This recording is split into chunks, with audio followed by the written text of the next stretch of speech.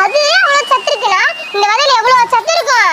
ஆமால, அதுதான் இந்த விதையில எல்லாம் என்னென்ன சத்து இருக்கு, இது எப்படி சாப்பிடணும், எந்த அளவு சாப்பிடணும், இதெல்லாம் சொல்றேன்.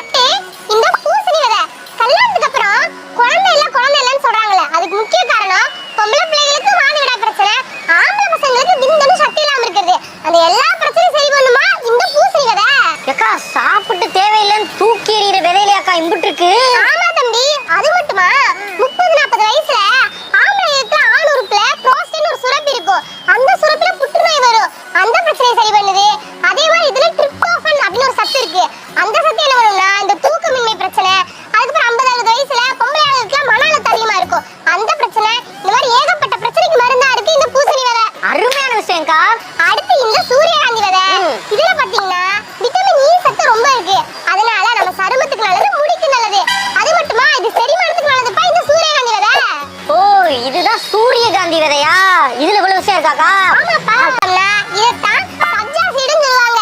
அதிகமா உடம்பு உஷ்ணமா இருக்கறனால நிறைய பிரச்சனை வருது. அந்த உடம்பு உஷ்ணத்தை எல்லாத்தையும் அப்படியே குறைக்குதுப்பா இந்த சப்ஜா சீடு. அது மட்டுமா ரத்த சோகை பிரச்சனை வரும்னு சொல்லுவாங்கல்ல, அதையெல்லாம் குறைக்குது இந்த சப்ஜா. அதுக்கப்புறம் இருக்கா அந்த நன்னாரி சர்பத்லாம் போட்டு குடிப்போம் அதானே?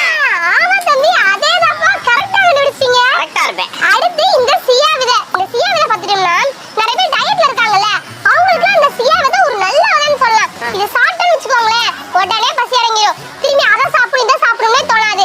அந்த அளவுக்கு நல்ல சத்து இருக்கு இந்த சியா விதையில. அதே மாதிரி நம்ம எலும்புக்கும் ரொம்ப நல்லதுப்பா. இது ஆளி விதை.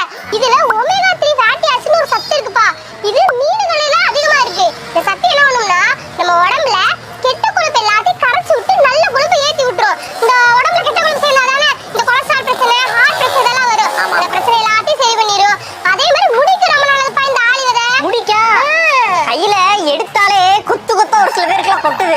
அவங்களுக்குலாம் இது ரொம்ப ஹெல்ப்ஃபுல்லா இருக்கும். நான் இதை சாப்பிட்டு பாக்குறேன். தம்பி இந்த 2 விதமான இதை அப்படியே சாப்பிட முடியாதுப்பா. டேஸ்ட் மண்ணு மாதிரி இருக்கும். அதனால இது என்ன பண்றீங்க, நல்லா அரைச்சு பொடி செஞ்சுக்கோங்க.